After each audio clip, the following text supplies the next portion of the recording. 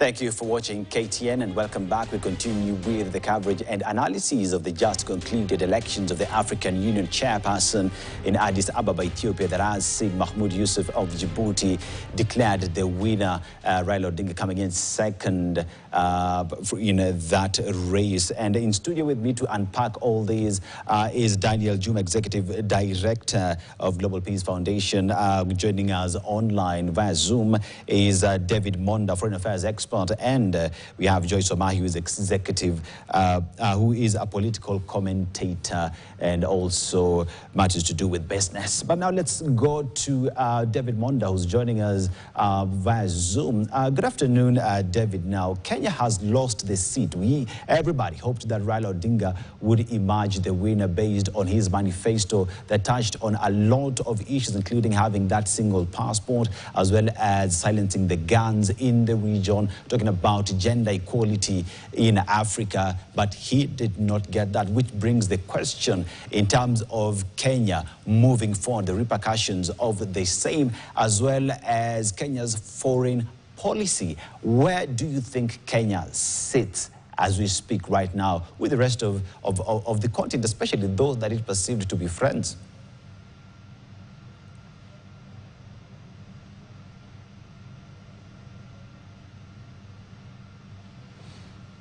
Yeah, we have a technical issue with getting in touch with Monda there. But I just come back to you, Joyce. Now, we've talked in terms of what needs to happen in Africa. We talk about, if you look at the manifesto, silencing the guns. We talk about having that single policy, single passport, as well as the monetary policy, something that was actually being pushed by Muammar Gaddafi back in the days that would go forward in giving Africa more bargaining power in terms of the currency that we have, issues that were on the table. But even that being there, one would beg to ask, is Africa even ready to get on that boat and say African problems with African solutions? Are we there yet?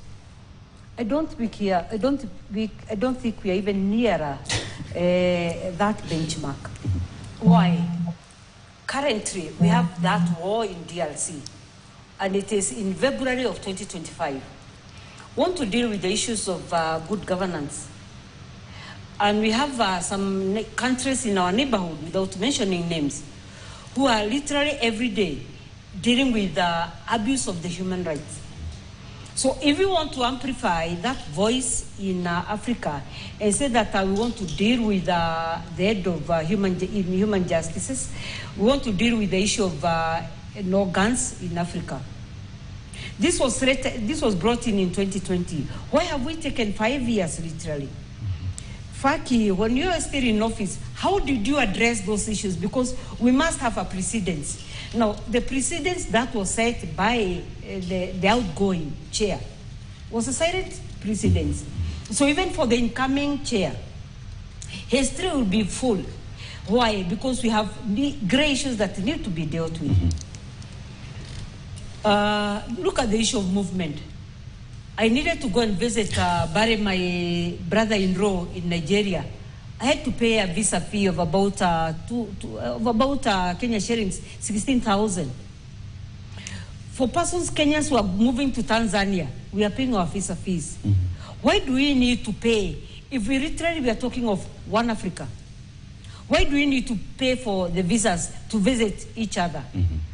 Why don't we have that passport race, paperless movement, so that Joyce is not deemed to be a Kenyan, but Joyce is an African?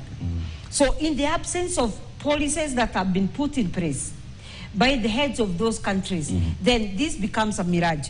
Okay. Let me just touch base with David Monda, who is now joining us from the United States. Now, David, Kenya has lost the seat today, and one would beg to ask, with all the lobbying that went around President William Ruto, putting up a spirited campaign to make sure that his man Raila Odinga, pretty much the Kenyan candidate, gets it, has failed today. What are some of the issues that would have led to Raila not getting that seat, David?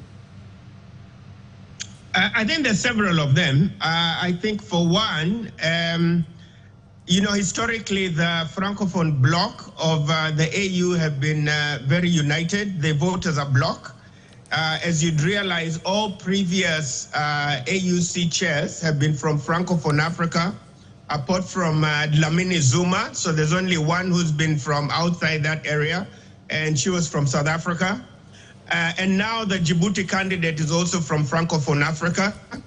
I think a second element was Raila Odinga was facing an exceptional candidate, someone who's energetic. He's almost 21 years younger than Raila Odinga.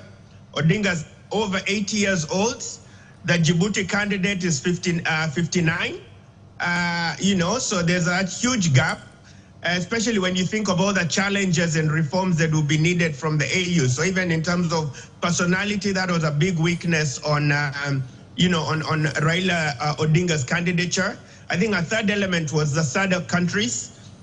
When you have, their communique coming out to SADC members to vote for the Madagascar candidate, that's not a ringing endorsement for Raila Odinga's candidacy, particularly given the fact that there was a lot of talk of this personal relationship between President Cyril Ramaphosa and and Raila Odinga. I think then the last issue I'd also think about in terms of his candidature was the William Ruto administration. I think it's been perceived, number one, to be angling too close to the United States and the Western powers at the expense of African unity. And I'm thinking about specifically the NATO non-ally status of Kenya, which centrally brings Kenya within the Western folds, really doesn't help towards African unity and this idea of trying to avoid foreign powers interfering in our domestic politics on the continent. But I think also the coordination of the move to get Raila Odinga elected, I think is very undiplomatic. It looked like a full-blown campaign where you had Kenyan MPs flying into Addis in very large numbers. You had State House banquets and, lobbying for this position. That's very unprecedented. It's been previous candidates just don't tend to campaign for this seat in that kind of way. So I think in relation to those institutional route to foreign policy questions, Raila's age, and also the way the lobbying was done in a very discombobulated and undiplomatic way was really not a good sign for the Raila Odinga candidacy. Yeah, David Monda there bringing us, telling us some of the reasons that would have led to Raila Odinga losing that seat. But yet again, talking about Raila's age, and one would want to assume that Raila could be old, but that comes with experience.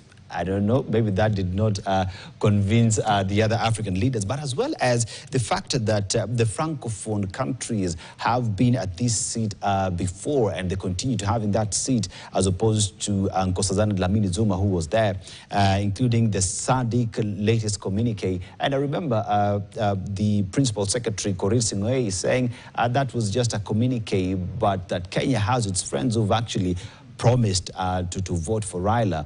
But there is one thing to promise, but another thing to actually vote. But even as we talk about it, there's some issues that actually came up during the African Union meeting today earlier. And we had from the Prime Minister pretty much of the leader Ethiopia, Abiy Ahmed, saying that Africa needs to sort out its issues, that those who actually had issues to do with Africa talk about the colonialism, that reparations need to come to Africa. And it's not a matter of begging. It is a matter of right that needs to happen and needs to get to Africa. Let's just listen into Abiy Ahmed speaking. The demand for reparations is not about charity or financial aid. It is a call for justice. It seeks to restore the dignity of millions and heal the deep scars of poverty, inequality, and discrimination. It demands an end to the systematic exploitation of our wealth, resources, and opportunities.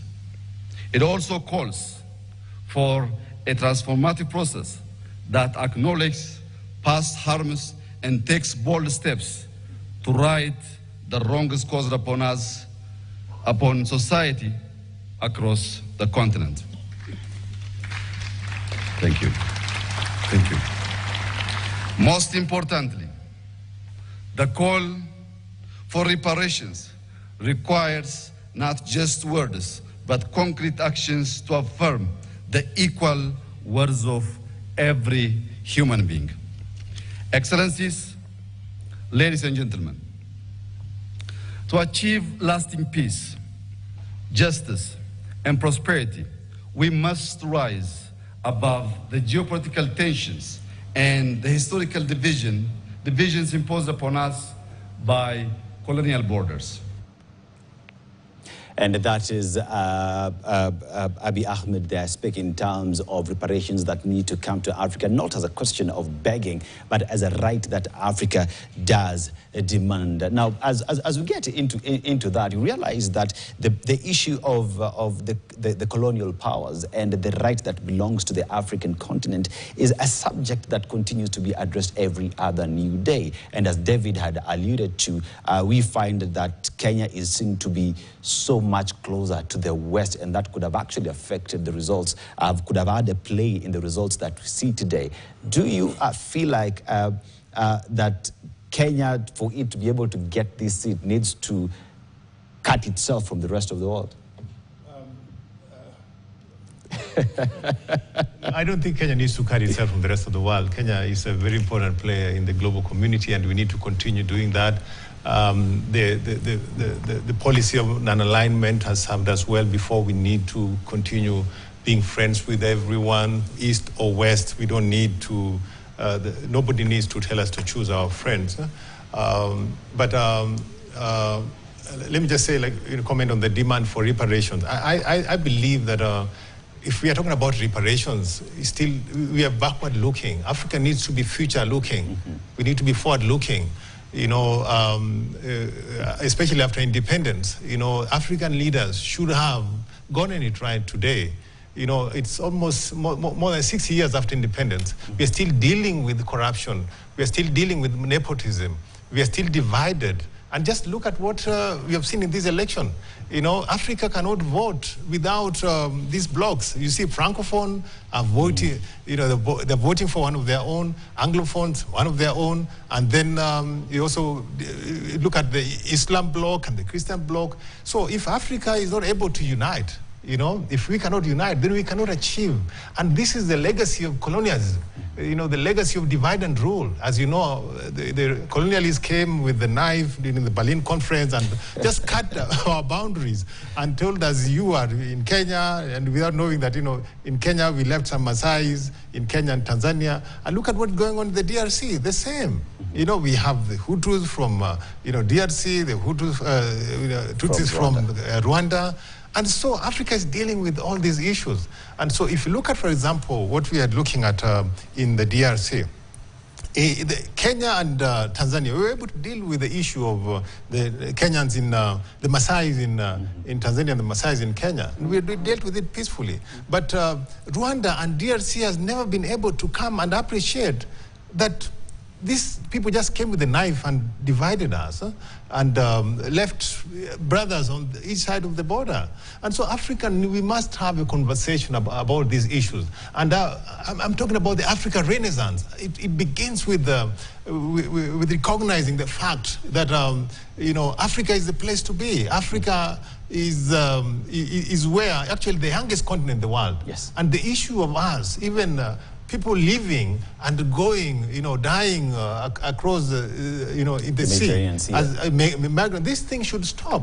Actually, we should develop Africa, you know, using our youth as a resource, you know, such that, you know, they will be coming, people coming from Europe, from the US to come and live in Africa, to come and live and work in Africa. So these are the kind of things that I want AU to be able to address. Okay. But if you're still dealing with issues, if you're still begging the West to give us reparation, oh my God, you know, they won't do that. You just see in the US what happened. Yeah. You know, you talk about reparations, the blacks, nobody wants to hear that.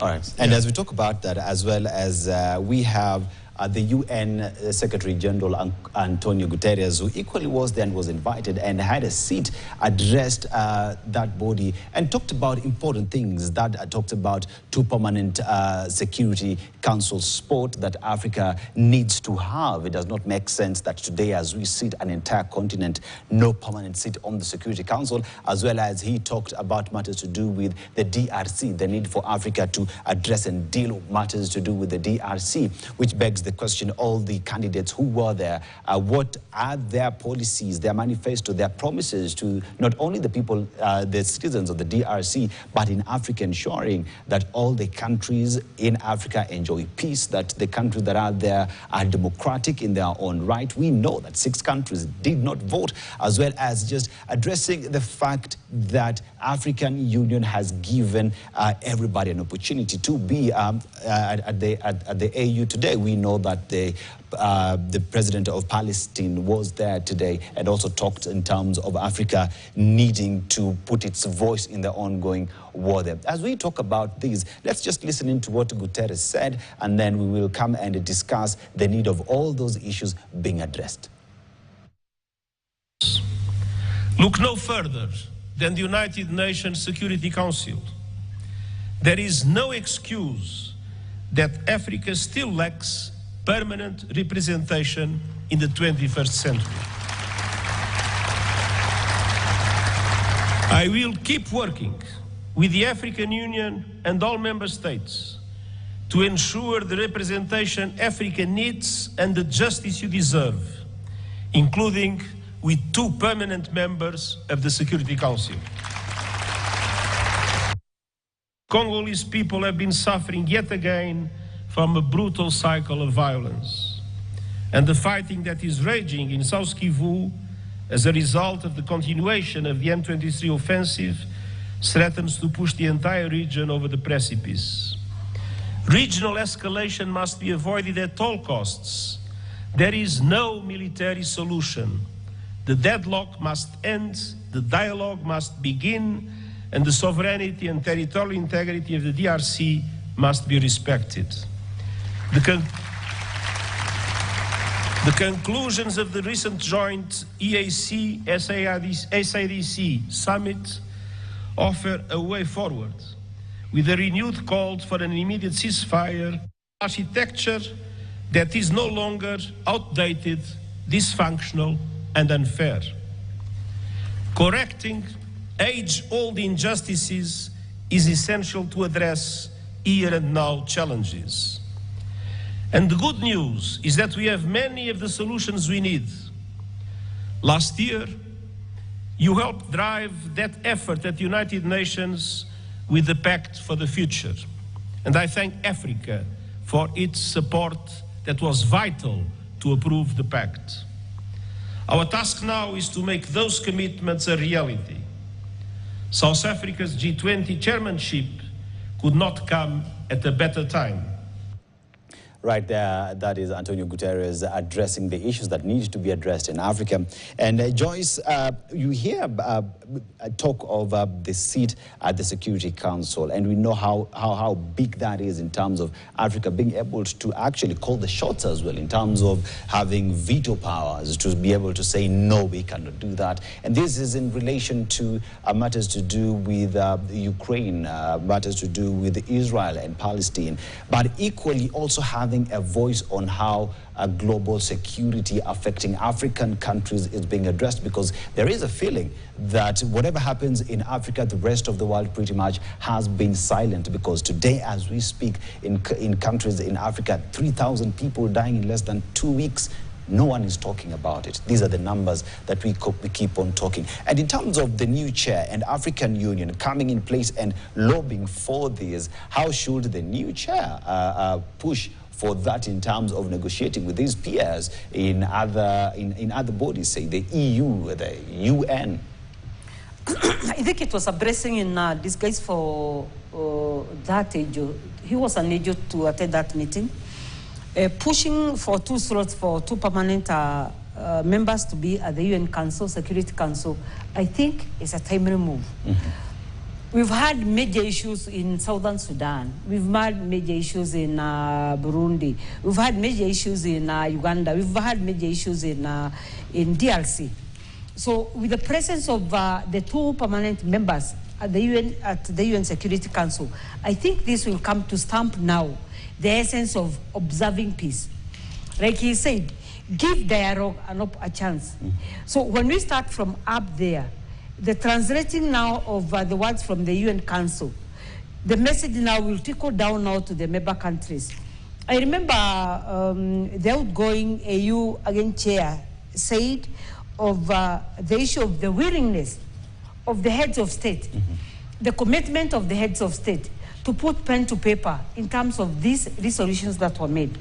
And it was in affirmative that everybody agreed that it is the high time that the heads of state, much as we have a commission, the AU commission, the heads of state are now more than willing, because in essence, they are the ones that are meeting the hard brunt of the ripple effects of these wars that are going across the countries. I'm sure Rwanda right now and Uganda now are not sleeping comfortably because of the wars in DRC Congo, the wars in our up there at Southern Sudan, these internal struggles that are going on. So in essence, in terms of having the 2 permanent slots there at the UN Security Council, to me, it's a blessing in disguise. All right. So that is pretty much what is going on in Africa. What we need to do, the AU chairperson that is in place has a lot on his table, making sure the guns are silent, that Africa's diplomacy is actually given the seat that it requires. In studio with me, I've had Joyce Obahu, executive, who is a political commentator, and we have Daniel Juma, executive director of Global Peace Foundation, and David Monda, foreign affairs expert, who's joining us via Zoom. And with that, we say the conversation continues in the coming days. We see how the new leadership will continue to champion Africa's affairs. Ladies and gentlemen, the conversation has to continue. Unfortunately, time is not on our side, and you for keeping us company. Don't go too far. When you come back, we come back with the weekend prime news. Enjoy the rest of your viewing. Good evening.